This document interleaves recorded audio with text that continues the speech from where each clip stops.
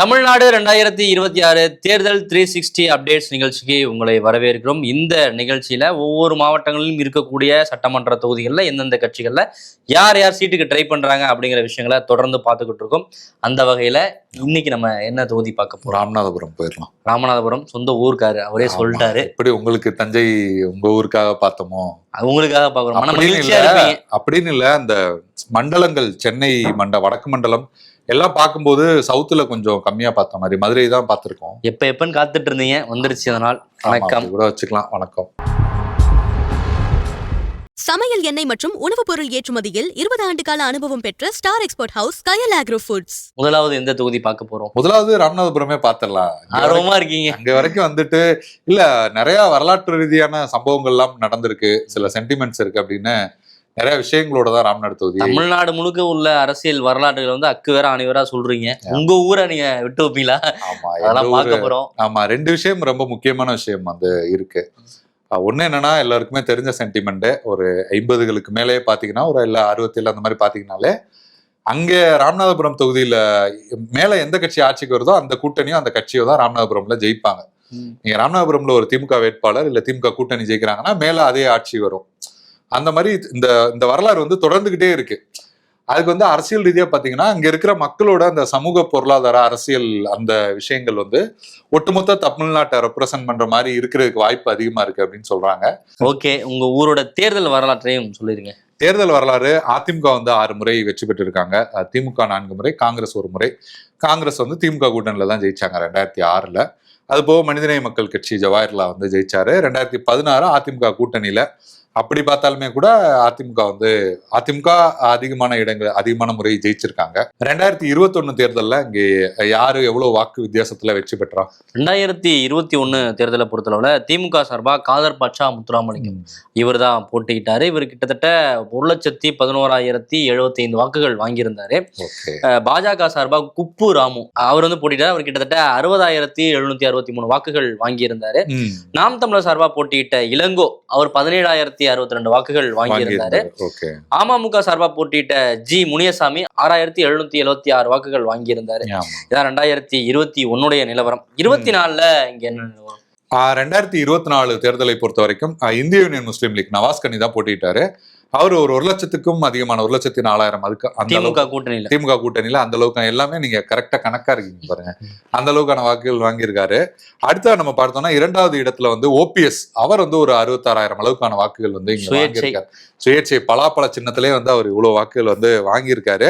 சுயேட்சை எப்படினாலும் அவருக்கு பிஜேபி வாக்குகள், ஆமா பிஜேபி வாக்குகள் கொஞ்சம் அமமுக வாக்குகள் எல்லாமே சேர்ந்து வந்திருக்கும், சமூக வாக்குகள் அப்படின்னு. நாம் தமிழர் வேட்பாளர் சந்திரபாபு 5,347 வாக்குகள் வாங்கியிருக்காங்க. இந்த முறை முதுகுளத்தூர் வேட்பாளராகவுமே அவங்க தான் அறிவிக்கப்பட்டிருக்காங்க. சோ அந்த அளவுக்கு வந்து வாக்குகள் வந்து வாங்கியிருக்காங்க. நாம் தமிழருக்கு ஓரளவுக்கு அங்க செல்வாக்கு இருக்கு. நாம் தமிழருக்கு இருக்கு. அடுத்த வந்து 2026 அங்க சீட்டுக்கான முயற்சிகள்ல யார் யார் இருக்கா? 2026 சட்டமன்ற தேர்தலை பொறுத்தவரை திமுகவுல சிட்டிங் எம்எல்ஏவும் மாவட்ட செயலாளருமான முத்துராமலிங்கம் அவர் வந்து மீண்டும் ட்ரை பண்றாரு. அதே போல சமீபத்துல திமுகவுல இணைஞ்ச அன்வர் ராஜா அவருமே கூட ட்ரை பண்றாரு. ஏன்னா அதிமுகவுல ரொம்ப நாள் வந்து இருந்தவர், அவர் ஏற்கனவே ஜெயிச்சிருக்காரு, அமைச்சர்லாம் ஆனாரு. அதனால அதுல யாருக்கு சீட் அப்படிங்கிறது சஸ்பென்ஸா இருக்கு. அதே போல பவானி ராஜேந்திரன், ஓய்வு பெற்ற வருவாய் அலுவலர் குணசேகரன், மாநில இளைஞரணி துணை செயலாளர் இன்பா ரகு, இவங்கெல்லாம் வந்து சீட்டுக்கு வந்து ட்ரை பண்றாங்க. இவங்கெல்லாம் யாருக்கு கிடைக்கும் அப்படிங்கறத பொறுத்து தான் பார்க்கணும். ஏன்னா மாவட்ட செயலாளர் அப்புறம் அன்வர் ராஜா இவங்களுக்கே போட்டி கடுமையா இருக்கும் போது அடுத்தவங்களுக்கு அது வாய்ப்பு கிடைக்குமான்றது தெரியல. இவங்கெல்லாம் ஆனா ரேஸ்ல இருக்காங்க. ஆமா, அதிமுகவுல யாரெல்லாம்? அதிமுகவுல யாருன்னு பாக்குறதுக்கு முன்னாடி நான் ஒரு வரலாறு மறந்துடுவேன். ஆக்சுவலா 1967 வந்து திமுக சார்பில் இங்க தங்கப்பன் அப்படின்ற ஒருத்தர் தான் போட்டிட்டாரு. அதுக்கு முந்தின 2 தேர்தல் நீங்க பாத்தீங்கன்னா ராமநாதபுரத்தோட ராஜா தான் போட்டிட்டாரு. அவர் வந்து ஏறக்குறைய சுயேட்சையா ஜெயிக்கிற மாதிரி தான் ஜெயிப்பாரு. அவருடைய வாரிசு தான் இப்ப அதிமுக சேர்ந்திருக்காங்க. ஆனா 57, 62 வந்து இங்க திமுக சார்பில் வேட்பாளர் அறிவிக்கல. 67 வந்து கலைஞர் வந்து போய் இங்க வேட்பாளர் போடணும் அப்படின்னு சொல்றாரு. அண்ணா பெரிய விருப்பம் இல்லாம தான் இருக்காரு. ஏன்னா ராஜா எதிர்த்து ஜெயிக்கிற கஷ்டம்னா அங்க குதிரை வண்டி ஓட்டிட்டு இருந்தா தங்கப்பன் அப்படிங்கிற ஒருத்தரை தான் வந்து கலைஞர் கருணாநிதி வந்து வேட்பாளரா இது பண்றாரு. ராஜா வழக்கம் போல வந்து பிரச்சாரத்துக்கு எதுக்குமே வரல. கருணாநிதி என்ன பண்றாரு, தங்கப்பனை கூட்டிட்டு வீடு வீடா போய் பிரச்சாரத்துக்கு போயிடுறாரு. போய் பாத்தீங்கன்னா கடைசியில ராஜாவை எதிர்த்து குதிரை வண்டி ஓட்டின தங்கப்பன் ஜெயிச்சிடுறாரு. அது வந்து ஹிஸ்டரியில ஒரு பெரிய விஷயம் தானே, ஒரு மன்னரா இருந்தவர் எதிர்த்து. அதனால அது வந்து ஒரு பெரிய வரலாறா பார்க்கப்படுது. இதோ தெரிஞ்ச கதையை சொல்லிட்டேன். அடுத்து அதிமுக பாத்தீங்கன்னா முன்னாள் அமைச்சர் மணிகண்டன் அவர் வந்து முயற்சி பண்றாரு. நகர செயலாளர் பால் பாண்டி, அதே போல ஒன்றிய செயலாளர் மருது பாண்டி, இளைஞரணியோட மாவட்ட செயலாளர் ஸ்டாலின், இவங்க எல்லாருமே வந்து சீட்டுக்கான ரேஸ்ல வந்து இருக்காங்க. அதிமுக கூட்டணியில அமமுக கேட்கறதுக்கு பெருசா வாய்ப்பு இருக்காது, ஆனா பாஜக கேட்கறதுக்கு வாய்ப்பு இருக்கு. அப்படி போட்டியிடும் பட்சத்துல ஜிபிஎஸ் நாகேந்திரன் இல்ல தரணி முருகேசன் இவங்க யாராவது போட்டிடுவாங்க. ஆமா, ஏன்னா குப்புராமே ஏற்கனவே நிறைய தேர்தல் நின்று இருக்காரு, அதனால இவங்கள வாய்ப்பு இருக்கும் அப்படின்ற மாதிரிதான் பார்க்கப்படுது. ஓரளவுக்கு பாஜகவுக்கு அங்க செல்வாக்கும் நல்ல வாக்குகள் இருக்கு. எப்போதுமே வந்து பாஜகவுக்கு ராமநாதபுரத்துல ஓரளவுக்கு வாக்குகள் வந்து இருக்கு. நாம் தமிழர் தாவேக்கால யார் போட்டியிடுவதற்கு வாய்ப்பு இருக்கு? நாம் தமிழரை பொறுத்தவரை அறிவிச்சிட்டாங்க வாய்ப்பு அப்படிங்கறதெல்லாம் தாண்டி முத்துகேசவன் அவர் தான் வேட்பாளர் அறிவிச்சிட்டாங்க. தாவேகா சார்பில் மாவட்ட செயலாளர் மலர்விழி ஜெயபாலா இவங்க வந்து இருக்காங்க. அதே போல மாவட்ட இணை செயலாளர் நைனா முகமது, இவங்க 2 பேர் இருக்காங்க. இவங்க 2 பேர்ல யாராவது ஒருத்தர் வந்து போட்டியிடறதுக்கு வாய்ப்பு இருக்கு அப்படின்னு தெரியுது. இது இல்லாம வேற ஒருத்தர் கூட இருக்கலாம். தலைவர் அது வந்து தளபதியோட முடிவுதான். தளபதியின் முடிவே இறுதியானது. சொல்லுங்க. ஆமா, இறுதியானது. இதுதான் ராமநாதபுரம் தொகுதியுடைய நிலவரம். ஓகே, அடுத்து என்ன தொகுதி? அப்படியே பக்கத்திலே முதுகுளத்தூரை முடிச்சிடலாமா? ஆமா, அமைச்சரோட தொகுதி. ஆமா, முதுகுளத்தூர் தொகுதியை பொறுத்தவரை திமுக 3 முறை, காங்கிரஸ் 3 முறை, ஃபார்வர்ட் பிளாக் 2 முறை, அதிமுக 2 முறை, தமாக 1 முறை, சுயேட்சை 1 முறை வெற்றி பெற்றிருக்காங்க. இதுதான் தேர்தல் வரலாறா இருக்கு. எல்லா கட்சிகளும் வந்து கணிசமா 1-2 முறை வந்து வெற்றி பெற்றிருக்காங்க. எல்லாருக்கும் வாய்ப்பு கொடுக்கக்கூடிய ஒரு தொகுதியா இருக்கு. 2021 இங்க என்ன நிலவரம்? 2021 திமுக சார்பில் போட்டியிட்ட அமைச்சர் ராஜகண்ணப்பன் அதிமுக கீர்த்திகா முனியசாமி அவங்களோட கிட்டத்தட்ட 20,000 வாக்குகள் அதிகமா வெற்றி பெற்றிருக்காரு. நாம் தமிழர் சார்பில் போட்டியிட்ட ரகுமானிசா அவங்க வந்து ஒரு 11,200 இந்த அளவுக்கான வாக்குகள் இங்க வந்து வாங்கியிருக்காங்க. அதோட அமமுக சார்பில் போட்டியிட்ட முருகன் முன்னாள் எம்எல்ஏ அவருமே வந்து ஒரு 19,000 அளவுக்கான வாக்குகள் வந்து வாங்கியிருக்காரு. 2024 நாடாளுமன்ற தேர்தலை பொறுத்தவரை இந்த தொகுதியும் ராமநாதபுரம் நாடாளுமன்ற தொகுதிக்கு உட்பட்ட தொகுதியா தான் இருக்கு. அதிமுக சார்பா இங்க ஜெயபெருமாள் போட்டிட்டாரு. அவர் கிட்டத்தட்ட 18,372 வாக்குகள் தான் வாங்கியிருந்தாரு. திமுக கூட்டணியில இந்திய முஸ்லீம் லீக் சார்பா போட்டிட்ட நவாஸ்கனி 85,752 வாக்குகள் வாங்கியிருந்தாரு. ஆப்வியஸ்லி ஓபிஎஸ் கிட்டத்தட்ட 72,000 வாக்குகள் இங்க வாங்கியிருந்தாரு. பலாப்பழம் சின்னத்துல சுயேட்சையா நின்று முன்னாடியே சொன்ன மாதிரி பாஜகவுடைய ஆதரவுகள்லாம் இருந்தது, சமூக வாக்குகள் அதிகமா இருந்தது. அதெல்லாம் சேர்த்து அமமுக வாக்குகள் எல்லாம் சேர்த்து 72,000 வாக்குகள் வாங்கியிருந்தாரு. நாம் தமிழர் சார்பா போட்டியிட்ட சந்திரபிரபா ஜெயபால் அவங்க 16,841 வாக்குகள், அதனாலதான் இங்க நிக்கிறாங்க. ஆமா, 16,841 வாக்குகள் வாங்கியிருக்காங்க. நாம் தமிழருக்கு ஓரளவுக்கு அந்த வாக்குகள் இருக்கு. இதுதான் நிலவரம். ஓகே, 2026 யாராருக்கெல்லாம் வாய்ப்பு இருக்கு? 2026 திமுக அமைச்சர் ராஜகண்ணப்பன் அவர் ஜெயிச்சிருக்காரு. அதே போல முன்னாள் அமைச்சர் அதிமுக இருந்து வந்த சத்தியமூர்த்தி அவருமே வந்து சீட்டுக்கான முயற்சிகள்ல இருக்காரு. அதே போல கமுதி வடக்கு ஒன்றிய செயலாளர் வாசுதேவன் அவர் பேருமே இருக்கு. அது போல வந்து முன்னாள் எம்எல்ஏ முருகவேல், பெருநாளி போஸ் இவங்க எல்லாருமே வந்து சீட்டுக்கான ரேஸ்ல வந்து இருக்காங்க. திமுக முன்னாள் அமைச்சருக்கா இல்ல இன்னாள் அமைச்சருக்கா யாருக்கு சீட்டு கிடைக்கும்? இன்னாள் அமைச்சருக்கு தான் கிடைக்கும் கண்டிப்பா. சமூக வாக்குகள் அப்படி நிறைய விஷயங்கள் வந்து அவருக்கு தான் கிடைக்கும். அதிமுக சார்பில் யார் யார் ரேஸ்ல இருக்கா? அதிமுக சார்பா பார்த்தோன்னா முன்னாள் எம்எல்ஏ மலேசியா பாண்டியன் அவர் வந்து ட்ரை பண்றாரு. அவர் மட்டும் இல்லாம சுந்தர பாண்டியன், எஸ்பி காளிமுத்து ஆகியோரும் வந்து சீட்டுக்கு ட்ரை பண்றாங்க. அதே போல அதிமுக கூட்டணியில் உள்ள பாஜகவும் அந்த தொகுதி கிடைக்குமா அப்படின்ற ஒரு எதிர்பார்ப்புல தான் இருக்காங்க. ஒருவேளை அவங்களுக்கு கிடைச்சிச்சு அப்படின்னாக்க மாநில மருத்துவர் அணி நிர்வாகி டாக்டர் ராம்குமார் அவரு நமக்கு கிடைக்குமா அப்படின்ற ஒரு முயற்சியில இருக்கிறதா சொல்றாங்க. இதுதான் அதிமுக கூட்டணியில் உள்ள பாஜகவுடைய நிலவரம். தாவேகா நாம் தமிழருடைய நிலவரம் என்ன? அதான் நம்ம பார்த்தோம். அவங்க சந்திரபிரபா ஏற்கனவே எம்பிக்கு நின்னவங்க, அவங்க வந்து இங்க கேண்டிடேட்டா நிக்கிறாங்க. தாவேகாவை பொறுத்த வரைக்கும் மாவட்ட செயலாளர் மன்மதன், அதுக்கப்புறம் இணை செயலாளர் விக்னேஷ் கோபால் இவங்க எல்லாம் இருக்காங்க. இவங்களை யாராவது ஒருவர் வந்து வேட்பாளராக நிக்கிறதுக்கு வாய்ப்பு இருக்கு. இந்த தொகுதியை பொறுத்தவரை எந்தெந்த சமூக மக்கள் அதிக அளவுல இருக்காங்க? சமூகம் பார்க்கும்போது முக்குலத்தோர், பட்டியலினத்தவர், யாதவர், இஸ்லாமியர், நாடார், நாயக்கர் உள்ளிட்ட சமூகங்கள்லாம் வந்து இங்க வந்து பரவலா வசிக்கிறாங்க.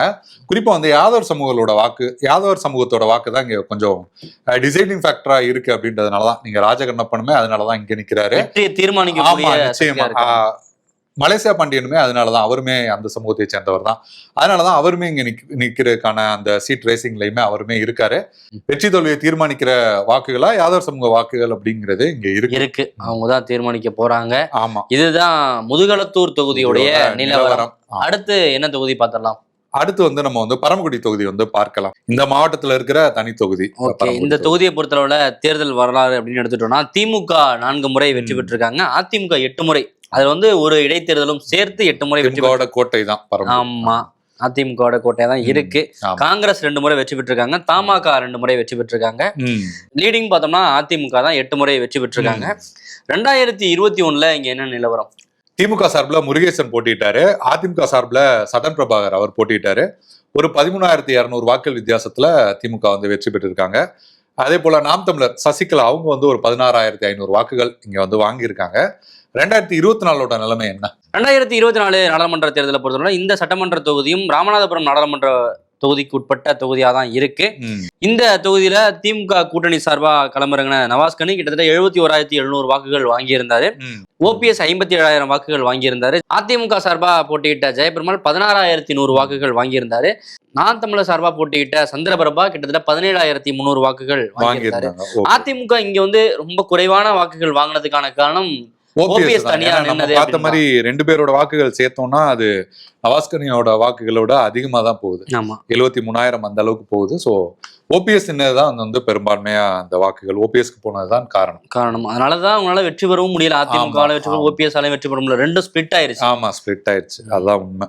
2026 இங்க என்ன நிலவரம்? 2026 பொறுத்த வரைக்கும் சிட்டிங் எம்எல்ஏ முருகேசன் அவர் வந்து திமுக சார்பில் சீட் கேட்கிறாரு. அதே போல முன்னாள் அமைச்சர் சுந்தர்ராஜன் அவர் வந்து அதிமுக இருந்தாரு, இப்போ வந்து திமுக இருக்காரு.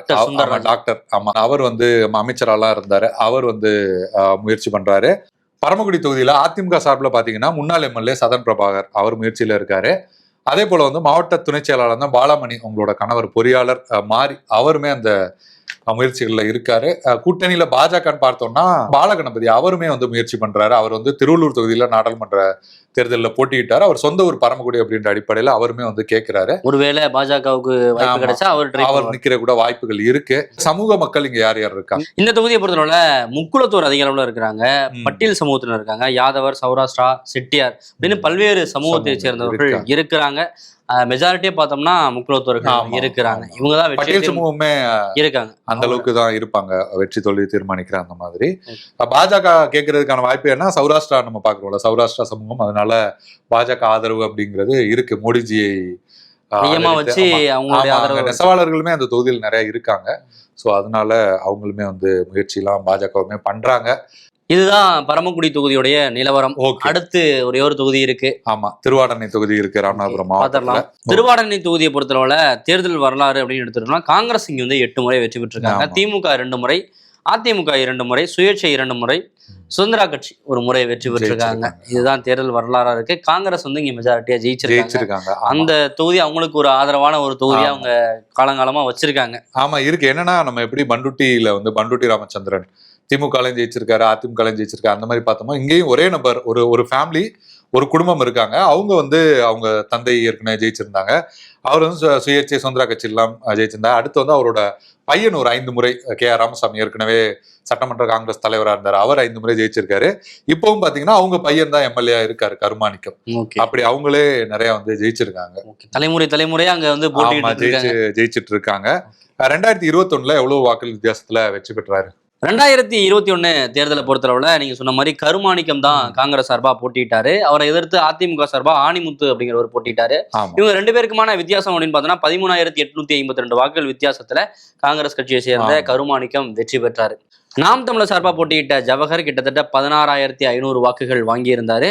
அமமுக சார்பா போட்டியிட்ட ஆனந்த் கிட்டத்தட்ட 33,400 வாக்குகள், நல்ல வாக்குகள் வாங்கியிருக்காரு. இவர் இப்போ திமுகவுக்கு போயிட்டாரு. இதுதான் அதுல ட்விஸ்டே. ஆமா, பல பேர் வந்து மாற்று கட்சிக்கு போயிட்டாங்க, அதுல இவர் வந்து திமுக பக்கம் போயிட்டாரு. இவர் வந்து உங்க அப்பாவுமே முன்னாள் அமைச்சர், அவருமே போயிட்டாரு. அப்ப அந்த காலகட்டத்துல என்ன ஒரு நியூஸ்லாம் வந்ததுன்னா, டிடிவி தினகரன் இந்த மாதிரி உங்க கட்சியை விட்டு வெளியில போறேன்னு சொல்லும் போது, நீங்க வெளியில போங்க பிரச்சனை இல்லை, ஆனா அதிமுக போகாதீங்க, திமுக கூட போங்க அப்படின்னு சொன்னாருன்னாங்க. எனக்கு அவரே அதிமுக கூட கூட்டணி வச்சிட்டாரு. அந்த சூழல் தான் இருக்கு. அம்மா ஆட்சி வேணும்ல. ஆமா, 2024 பாத்தீங்கன்னா நவாஸ்கனி இங்க வந்து ஒரு 92,000 வாக்குகள் அந்த அளவுக்கு வாங்கியிருக்காரு. ஜெயபெருமாள் 14,000, ஓபிஎஸ் வந்து ஒரு 61,700 வாக்குகள், நாம் தமிழர் சந்திரபிரபா ஒரு 17,700 இந்த அளவுக்கான வாக்குகள் வந்து வாங்கியிருக்காங்க. 2026 யார் யாருக்கு இங்க வந்து வாய்ப்புகள் இருக்கு? 2026 தேர்தலை பார்த்தோம்னா இந்த தொகுதியை பொறுத்தளவுல காங்கிரஸ் தான் தொடர்ச்சியா வெற்றி பெற்றிருக்காங்க அப்படின்னு நம்ம பார்த்தோம். இந்த முறை திமுக சார்பா அமைச்சர் ராஜகண்ணப்பனுடைய மகன் திலீப். திலீப் அவருமே ட்ரை பண்றாரு. ம். ராமநாதபுரம் மாவட்ட அரசு வழக்கறிஞர் கார்த்திகேயன் அவருமே வந்து போட்டியில இருக்காரு. ஓகே. ராமநாதபுரம் மாவட்ட திமுக செயலாளர், ராமநாதபுரம் சட்டமன்ற தொகுதியோட எம்எல்ஏ காதர் பாட்ஷா முத்துராமலிங்கம் அவர் இந்த தொகுதியை இந்த முறை டார்கெட் பண்றதா சொல்லப்படுது. ஓகே. திமுகவுல இவ்வளவு பெரிய லிஸ்ட் இருக்கு. அமைச்சருடைய மகன், சிட்டிங் எம்எல்ஏ, இப்படி பல பேர் வந்து ட்ரை பண்றாங்க. வழக்கம் போல காங்கிரஸ் அப்படின்னு போயிட்டோம்னா அங்க கருமாணிக்கம் அவரு தான் வந்து வேட்பாளர். இதுதான் திமுக காங்கிரஸ் நிலவரம். அதிமுகல அங்க யாரெல்லாம் ட்ரை பண்ண? அதிமுகல கடந்த முறை போட்டிட்ட அனிமுத்து அவர் வந்து நிப்பாரு. அவர் வந்து ரொம்ப காலமாவே படையெடுத்துட்டு இருக்காரு. இவங்களை ஜெயிச்சிடணும், காங்கிரஸை வந்து வீழ்த்திடணும். அவருக்கு வாய்ப்பு அதிகம். அவருக்கு வாய்ப்பு இருக்குமான்றதும் கேள்வியா தானே இருக்கும். பல முறை நின்னுட்டே இருக்காரு அப்படின்னு.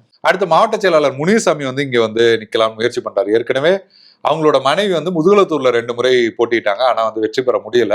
அதனால அவர் வந்து இந்த முறை திருவாடனை தொகுதியில நிக்கலாம் அப்படின்னு முடிவு பண்ணிருக்காங்க. என்னன்னா திருவாடனை தொகுதியை பொறுத்த வரைக்கும் அந்த மறவர் சமூக வாக்குகள் அப்படிங்கிறது நிறைய இருக்கு.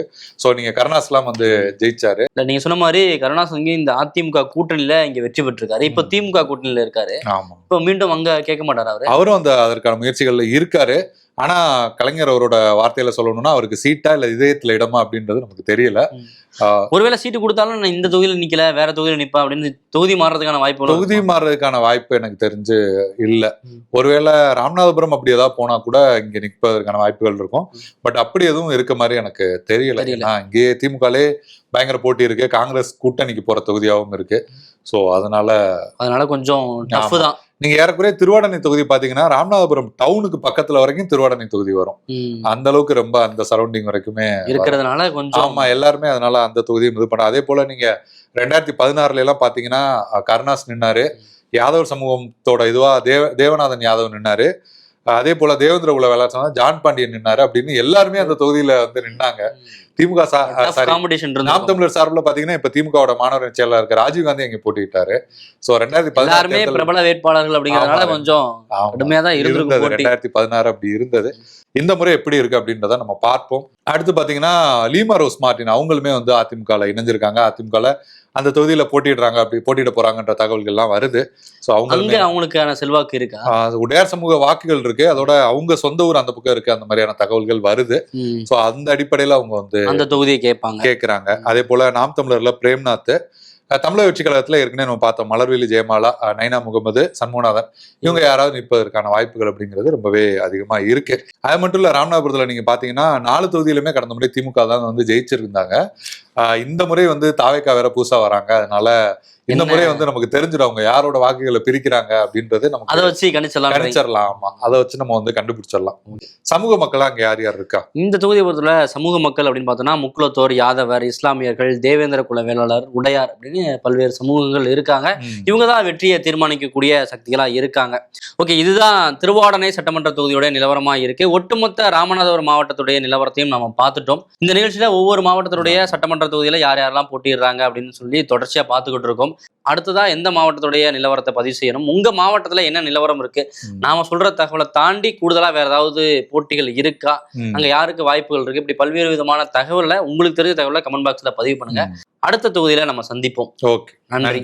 20 ஆண்டுகளாக உலக நாடுகளுக்கு உயர்தர சமையல் எண்ணெய் மற்றும் உணவுப் பொருட்கள் ஏற்றுமதியில் இந்திய அரசின் ஸ்டார் எக்ஸ்போர்ட் ஹவுஸ் அங்கீகாரம் பெற்ற கயல் ஆக்ரோ ஃபுட்ஸ்.